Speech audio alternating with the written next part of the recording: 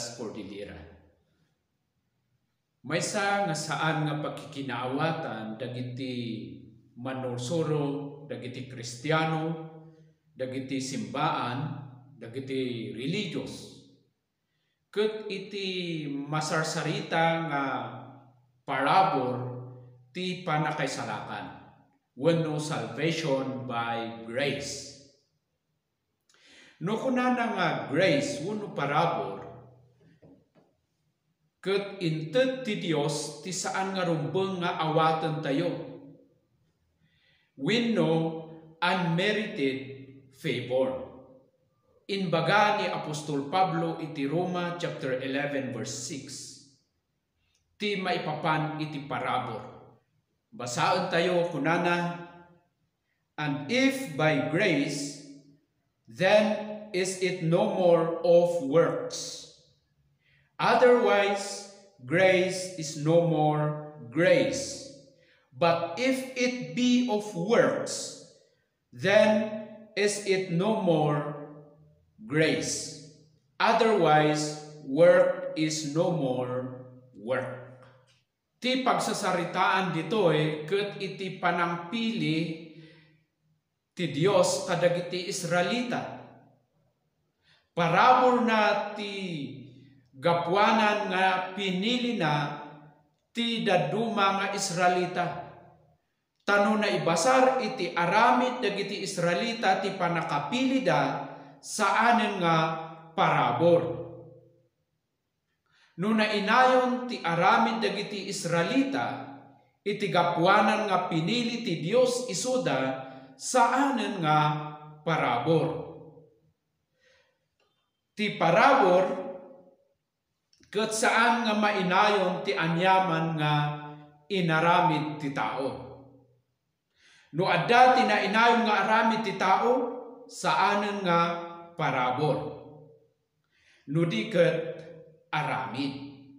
Sarsaritaon iti nasantuan nga kasuratan, nga iti panakaisalakan ti tao babaon iti parabor ti Dios. In surat ni Apostol Pablo, iti Ephesus chapter 2 verse 4 ken 5, nga kunana toy, ngem dakkel ti panangaasi ti Dios ket ayaten na tayo launay.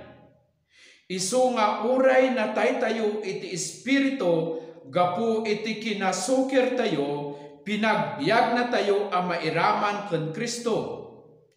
Insalaka na tayo ti Dios gapu iti parabor na. Isu nga nalawag iti daytoy nga surat ti apostol ngano iti panakaisalakan ti pagtutungtungan, maisalakan ti tao babaon iti parabor ti Dios. Kunana iti daytoy binasa tayo nga nagdakkel ti panangaasi ti Dios ken iti panagayat na kadagiti namati ijay Efesos. Nga ti Dios nga mismo tinangbiag kadakwada iti na espirituan tapno mairaman ta ken Hesu Kristo babon iti ipapatay ni Kristo Jesus ijay cross gapu iti basol panakaitapon na ken panag-ungar na iti maikatlo nga aldaw. So naglawag nga iti sarsarita ni Pablo iti panakaisalakan dagiti namati ijay Efesos ket babon iti parabor ti Dios.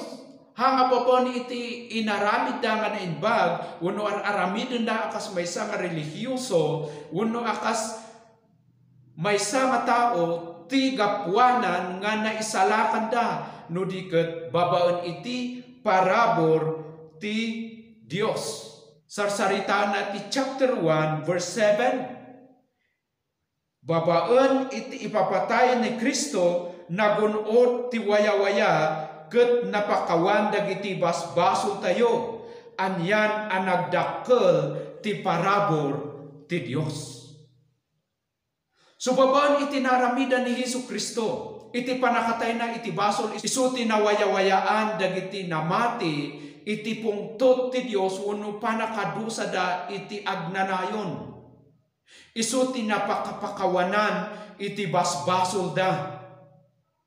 Isu nga makunkuna nga parabor gaputa intrabahuan ni Hesu Kristo amin tapno kasta magunod wenno maipaay nga sagot daytoy nga panakaisalakan kadagiti amin nga mamati ken ni Apo Hesu Kristo. So nalawag iti chapter 2 verse 5 nga kuna ni Pablo kadagiti namati ijay Efesos kunana ditoy nga insalakan na kayo ti Dios gapu iti parabor na. So dagiti namati ijay Efesos na isalakan da babaen iti parabor ti Dios. So anya ti isursuro ni Apostol Pablo ditoy. Ti panakaisalakan ket babaen laeng iti parabor ti Dios. Isu ti sarsaritaan dagiti reformers nga salvation by grace alone. Parabor laeng haan nga manayunan wenno saan nga mainayon dagiti aramid ti tao iti panang isalakan ti Dios kadakwada. Kunan ni Apostol Pablo kadagiti Kristiyano ijay Efesos ti chapter 2 verse 8 ken 9. Tagapo iti parabor ti Dios na isalakan tayo babaon iti pamati. So pamati daytoy iti maaramat tapno maited ti panakaisalakan nga parabor. Intuloy na iti verse 9, saan yo nga insalakan ti bagiyo gapu iti inaramidyo. Insagot kada kayo ti Dios ti panakaisalakan nyo tapno awan ti mangipasindayag iti daytoy. So nga iti panakaisalakan naglawag nga inted ti Dios daytoy babaon iti parabor na. So iti panakaisalakan naglawag nga parabor ti Dios kadagiti mamati ken Hesu Kristo saan nga babaon iti aramiden ti tao wenno iti inaramid ti tao. Parabor laeng babaon iti pamati laeng ken ni Hesu Kristo laeng. Haan nga mainayon iti aramid. Tano inayon mo ti aramid saan nga parabor. Ken mangipaay iti pagpasindayag ti tao iti sangwanan ti Dios. Saanan nga sagot no naibasar iti aramid ti tao no diket maysa nga sweldo, maysa nga gunguna ti panakaisalakan. No sagot na ited nga libre, babaen daytoy iti naaramidan ni Apo Hesu Kristo. Saan tayo nga intrabahuan no diket parabor inted ti Dios. Babaen ti asi ken ayat na kadatayo. Awan ti maisalakan kadagiti amin nga tattao no maibasar iti aramid. Gaputa ti aramid saan nga mangisalakan. Kakailan nalawag ti isursuro dagiti apostol. Nga mabasa tayo iti nasantuan nga kasuratan. Nga iti panakaisalakan ket babaen iti parabor ti Dios. Nga magunudan babaen iti pamati ken ni Apo Hesu Kristo. Da kayo nga papastor ken mga kasaba nga mangisursuro nga ti panakaisalakan ket magunudan babaen iti pamati ken aramid. Agbabawi kayo ken agbuteng kayo iti Dios. Maasi kayo kadagiti kararwa nga nalaka nga malilaw. Nga nangited iti panagtalek da kada kayo nga suruan yung isuda iti isursuro iti Biblia may papan iti namnama. Dagiti tattao nga saan nga agbasbasa iti Biblia nalakada nga maalilaw. So nga pangaasi tayo ta maasi tayo. Isu nga pangaasi yo ta maasi kayo. Kadagiti nalaka nga maalilaw. Kadagiti naiyaw awan, kadagiti napukaw. Saan yu nga ikan isuda iti palso nga namnama. Ti pamati kon aramid saan nga mangitud di jay iti namnama. Tinamnama ket isu ni Hesu Kristo ti panagrigat na gapu iti basol, panakatay na ijay cross, panakaitanem na ken panagungar na iti maikatlong aldaw tapno dagiti mamati ket mapakawanda ken maadanda iti biag nga agnanayon dayta ti ebanghelyo ni Kristo Jesus, dayta ti ebanghelyo nga inkastasaba dagiti apostol, dayta ti mangited iti pudno nga namnama, mangited iti biag nga agnanayon kadagiti amin nga agbabawi. Saan yu nga inayon iti aramid dagiti tattao, aramid ti simbahan yo. Saan yu nga inayon ti pakarelihiyoso yo, iti inaramid ni Apo Isus, iti panakaisalakan ti tao. Na iyaw awan da nga ruden karkaruam pay nga iyadayo isuda iti kinapudno. No pudno nga biblical kayo, akseptaran nyo daytoy isursuro ti Biblia. Nga iti panakaisalakan babaen iti parabor ti Dios laeng. Saan nga may nayon ti aramid ti tao? Kasapulan nga agsubli tayo nga mangadal iti Biblia. Saan tayo laeng nga makontinto wenno mapnek ken agpatengga iti tinawid tayo nga sursuro kadagiti inmon una kada tayo. Adanon ken basaen ti Biblia dawaten tayo iti Dios ti tulong na babaen iti Santo Espiritu nga mangukrad iti panakaawat tayo tapno maawatan tayo iti sarsaritaon ti Dios iti panakaisalakan dagiti kararwa tayo. Panakaisalakan dagiti tattao. Panakaisalakan dagiti managbasol. Biag iti agnanayon ti pagtutungtungan ditoy. Isu nga seryoso daytoy nga saritaan. Langit ken impierno ti tungtungan ditoy.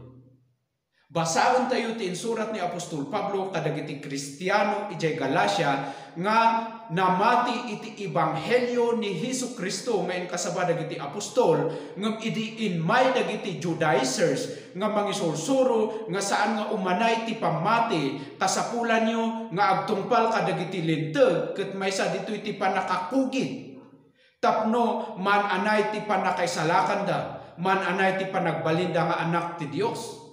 Ket daytoy ti surat ni Apostol Pablo kadakwada. Kunana iti Galatia chapter 1 verse 6. Mas daawa kada kayo. Ti kasarsauna toy dagiti Kristiyano iti Galatia. Naglaka kayo kitin amang talikod iti nangayab kada kayo baban iti parabor ni Kristo. Ket sumurot kayo iti sabali nga ebanghelyo. Kinaagpayso na awal ti sabali nga ebanghelyo. Kunak daytoy agsipot ta adda ta tao amang riribok kada kayo ket kayat da abalikugen ti ebanghelyo ni Kristo. Ngem uray no da kami wenno maysa nga anghel nga agapo sa di langit ti mangikasaba kada kayo iti ebanghelyo maisupati iti inkasabamin kada kayo mailunod kuma. Nasa umin idin ket ulitek manen ano adda mangikasaba kada kayo iti ebanghelyo maisupyat iti inawat yon mailunod kuma. Saan mo nga urayan daytoy nga lunod agbabawi ka iti panang baliw mo iti ebanghelyo ni Hesu Kristo. Saan mo nga inayon ti aramid iti parabor ti Dios. Tapno maipaay ti panakaisalakan. Saan mo nga inayon ti aramid iti pamati tapno may salakan ti tao. Sabali nga ebanghelyo dayta. Saan nga daytati ebanghelyo ni Hesus Kristo. Nalawag tin surat ni Apostol Pablo iti Roma chapter 1 verse 16. Nan anay ti panagtalok ko iti ebanghelyo ta iso ti panakabalin ti Dios amang isalatan kadagiti amin amamati umuna kadagiti Hudyo kastamot kadagiti Hintil. Saan nga kadagiti mamati kan kadagiti agar-aramid iti nainbag. No di kat iti nainbag nga inaramid ni Apo Hesus. Nga isuti nainbag nga damag, isuti patyen ken pagtalkan tayo para iti panakaisalakan tayo. Isu nga makuna nga parabol ti Dios. Kada kayo amin nga dumdumngeg iti daytoy, parabol ti Dios ti panakaisalakan. Ipaay na nga sagot no mamati ka kani Apo Hesus Kristo. Kasapulang nga agbabawi ken agtalek ka iti naaramidan ni Apo Hesus ija cross of Calvary nga daytoy laeng ti pakaisalakanam babon iti pamati. Babon iti panagtalek mo ken kuana pagbabawyamon ti basol mo. Ket agtalek ka. Saan ka nga mamati iti sursuro nga pamati kon aramid equal salvation. Kamali di dyan. Ti aramid bunga ti pudno nga pamati kon Apo Hesus. Haan nga mainayon iti panakaisalakan. Baka agtaltalek kapaylaeng iti kinainbag mo kon kinarelihiyosom kon iti simbahan mo. Saan ka nga paalilaw? Ti pagtalkap ni Apo Hesus Kristo. Babon iti naramida na iti cross. Panagrigat na iti baso. Panakatay na. Inted na nga mismo ti biyag na. Kun pinagungar ti Dios.